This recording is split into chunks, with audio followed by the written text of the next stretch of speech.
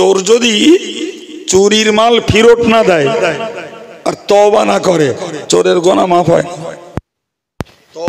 হবে। আবার চুরির মাল কথা বলে ফেরত দিতে হবে, কিন্তু ফেরত দিতে গেলেই তো পেদানি পাও না, অর্থাৎ ফেরত দেওয়ার পক্ষে যাবে না। জি, কুয়ায় বিড়েল রেখে দে, শুধু পানি তুলবে, ওই হয়। আমার কাছে একটা চোর এসছে 2 বছর আগে, একদম সেরা চোর, আমি চিনি না, তার কথা বুঝলাম পরে, দেখলাম সত্যিকারে সে একদম ফেমাস চোর। এখন দেখছি ভদ্রলোক, মাথায় টুপি, মুখে বেশ ভালোই লম্বা দাড়ি, নামাজ কালাম পড়ছে। আমার কাছে এসে বলছে, হুজুর, একদম সরাসরি বলতে, হুজুর আমি একটা মস্ত বড় চোর। আমি তো শুনে তাজ্জব, জামিয়ার অফিসে এসে বলছে জীবনে প্রচুর চুরিদারি করিস, চুরিদারি করেছি, এখন আমি তওবা করে নামাজ কালাম পড়ছি আর এই দাড়িও রেখেছি। এখন আপনার কাছে জানতে এসছি, হুজুর আমার এই চুরি করার গুনাহ কি মাফ হবে? তাই আমি বললাম, ভাই তুমি অপরাধ একটা করনি, দুটো করেছো। একটা অপরাধ হলো আল্লাহর হুকুম লঙ্ঘন করেছো, আল্লাহ চুরি করতে নিষেধ করেছে, নবী চুরি করতে নিষেধ করেছে, সেই হুকুম লঙ্ঘন করেছো। তওবা করলে ওইটা আল্লাহ মাফ করবে, কিন্তু তুমি যে লোকের মাল নেছো, ও মাল যে ফেরত দেওয়া লাগবে। এই তো ভদ্রলোকের কাপচা কাপচি শুরু হয়ে গেছে। মানে ভাই ওখানে আমার কিছু করার নেই, তুমি যতই আফসোস করো, পরিতাপ করো, ওখানে আমি তোমার কোনো ফতোয়া দিতে পারবো না। জি, এখন তুমি ভাবো, খানিকক্ষণ থেকে দেখে বলছে, ভাই বলছে যদি মাল ফেরত দেয় তারই তো মার খেয়ে যাবো। আমি ওটা আমি বলতে পারবো না ভাই, এও সমাজের ভুল ধারণা যে আমি যা অন্যায় করব তওবা করলে আল্লাহ মাফ করে দেবে। কখনো নয়। তওবা করলে মাফ হয়, আল্লাহর কাছে অপরাধ করলে, আল্লাহর হক নষ্ট করলে, কিন্তু বান্দার হক নষ্ট করে তওবা করলে আল্লাহ মাফ করে না। বান্দার হক নষ্ট করলে ক্ষমাটা নিতে হয় বান্দার কাছে। এই জিনিস মানুষ বোঝে না, কথা বুঝতে পারছেন না? কেউ কারোর জমি ফাঁকি দিল, ভাই সে মেয়ে হোক, বোন হোক, আর প্রতিবেশী হোক, কারোর জমি ফাঁকি দিল, এখন ফাঁকি দিয়ে হজ করে এলো। ভুল ধারণা, ও হজ করে তার গুনাহ মাফ হবে না ভাই, আদৌ না। হজ করে ও গুনাহ মাফ হয় না।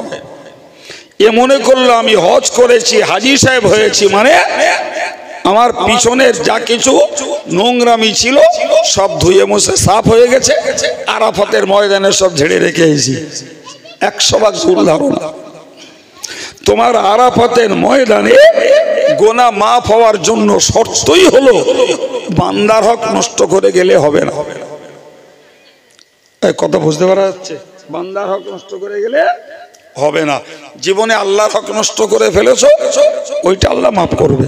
নামাজ পড়োনি, রোজা রাখোনি, এইগুলো মাফ করতে পারে আল্লাহ, কিন্তু বান্দার হক নষ্ট করলে সে গুনাহ মাফ হয় না বাবা। সম্মানিত ভাইরা আমার, তা আমি কি বলতেছিলাম, যে আমল বাইরে দেখতে একই, ও আল্লাহ বলছে, ও আল্লাহ বলছে, ও নামাজ পড়ছে, ও নামাজ পড়ছে, ও ওয়াজ করছে, ও ওয়াজ করছে, কথা বলেন না? জি, কেউ বিনা চুক্তিতে পারিশ্রমিক বিবেচনা করে যেটা দিচ্ছে সেটা পাচ্ছে, কেউ 40, 50, 60 ঘাড় মোট কেলে যাচ্ছে, তাও একদল জনগণ দিচ্ছে। কথা বলছেন না কেন? সম্মানিত ভাইরা আমার, ওই হাদিসটাকে মনে রাখুন, আন্নাসু কুল্লুহুম হালিকুন ইল্লাল আলিমুন। মানুষের মূল পাওনা হলো ধ্বংস, তবে যারা আলেম তারা ধ্বংসের হাত থেকে বাঁচবে। আবার বললেন ওয়াল আলিমুনা কুল্লুহুম হালিকুন, আলেম যারা এরাও ধ্বংস হবে। ইল্লাল আমিলুন, তবে আমল ওয়ালা যারা তারা ধ্বংস হবে না। ফের আবার নবী বললেন ওয়ালা আমিলুনা কুল্লুহুম হালিকুন, আমলওয়ালা যারা এরাও ধ্বংস হবে, এরাও ধ্বংস হবে, এরাও ধ্বংস হবে। ইল্লাল মুখলিসুন, কেবলমাত্র যারা খাঁটি আল্লাহর সন্তুষ্টির জন্য আমল করবে তারাই কেবল আল্লাহর কাছে নাজাত পাবে। একটু মহব্বত করে বলে। সুতরাং আপনি সাধারণ মানুষ হন, আর একজন আলেম হোক, আর একজন পীর সাহেব হোক, আর একজন পীরজাদা হোক, আর একজন জননেতা হোক, প্রত্যেককে জি ধর্মের কাজ করতে হবে। কার জন্য? আল্লাহর জন্য। জি নাম কেনার কোনো সুযোগ ওইখানে নাই। নাম যদি তোমার দেওয়ার হয় আল্লাহ দিয়ে দেবে, তুমি চাইও আল্লাহ তোমায় দিয়ে দেবে। সম্মানিত ভাইরা আমার, আমি আবারও আপনাকে বলছি যে প্রত্যেকটা মুসলমানের জন্য ফরজ হলো প্রয়োজনীয় জ্ঞান। তো প্রয়োজনীয় একটা কথা আমি বলছিলাম, সেটা হলো সকলের জন্য আবশ্যক ঈমান আনা আর ঈমান রক্ষা করা। ঈমান আনার ঈমান রক্ষা করা, এই জ্ঞানটা থেকে ছাড় কারণ নাই। এখন যদি কোনো ভাই বলেন কিয়ামতের দিনে আল্লাহর কাছে যে আমি ঈমান কি করে আনতে হবে জানি না, ঈমান কি করে রক্ষা করতে হবে তা জানতাম না, ছাড়লেই বাপ, ছাড়লেই। কোন গরিব মানুষ সে যদি বলে আল্লাহ যাকাত কি করে দিতে হবে আমি জানতাম না, ওর ছাড় আছে, কারণ ওর উপরে যাকাত ফরজ না। এই কথা বুঝতে পারছেন কি? হ্যাঁ ভাই, কোন মানুষ কোন ছেলে মেয়ে যখন সাবালেক সাবালিগা হয়ে যায় তার উপরে নামাজ পড়া ফরজ হয়ে যায়। তার দরকার এখন নামাজের জ্ঞান জোগাড় করা। নামাজটাকে শুদ্ধ করে আদায় করতে তাকে শিখতে হবে পাক না পাকি, কোনটা পাক কোনটা না পাক, কিসে উজু ভাঙে, কি করলে উজু হয়, গোসল কিসে ফরজ হয়, জি গোসল কিভাবে আদায় করলে ফরজ গোসল আদায় হয়, নামাজের বাইরের শর্ত কি, নামাজের ভিতরের শর্ত কি, নামাজ পড়তে গেলে কোরআনের কেরাত পড়া লাগবে ভাই। তো এই আনুষঙ্গিক জ্ঞানগুলো তাকে বিশ্বাস করা শেখা একান্ত ফরজ। এই কথা বুঝতে পারেননি?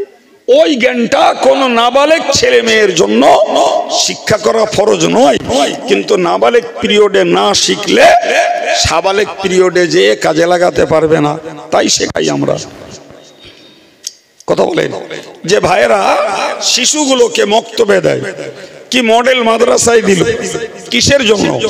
তার উপরে এখনো ফরজ হয়নি বলো, কিন্তু যখন ফরজ হবে তখন যদি কাজে লাগাতে হয় তাহলে অ্যাডভান্স প্রিপারেশন নিতে হবে, পূর্ব প্রস্তুতি নিতে হবে, তবে দায়িত্ব ঘাড়ে পড়লে তখন করা যাবে। দায়িত্ব ঘাড়ে পড়ে সাবালেক জীবনের শুরু থেকে, কিন্তু তার আগে যদি রেডি না হওয়া হয় তাহলে তো সে তো দায়িত্ব ঘাড়ে পড়লে আর দায়িত্ব পালন করতে পারবে না। সুতরাং এই জন্যই নবী বলেছেন যে প্রয়োজনীয় ইসলামের জ্ঞান জোগাড় করা প্রত্যেকের জন্য ফরজ। কি বলেছি আমি? প্রথম বলেছি ঈমান, দ্বিতীয় বলছি নামাজ। কারণ নামাজ এমন একটা বিষয়, সাবালেক সাবালেগা হয়ে গেলেই নামাজ ফরজ হয়ে যায়। কেবলমাত্র ফরজ নয়, পাগল পাগলির জন্য ফরজ নয়। বাকি মেয়েদের নাপাকি পিরিয়ডে নামাজ পড়তে হয় না, এটা ঠিক, কিন্তু নাপাকি থেকে পবিত্র হয়ে গেলে তখন তো ওই ফরজ আবার ফিরে আসে। এই কথা বুঝতে পারছেন কি?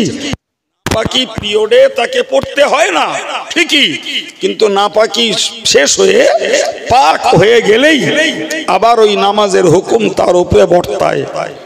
সুতরাং ওটা শেখা থেকে পাগল পাগলি ছাড়া আর কারোর জোরে বলে ছাড় নাই।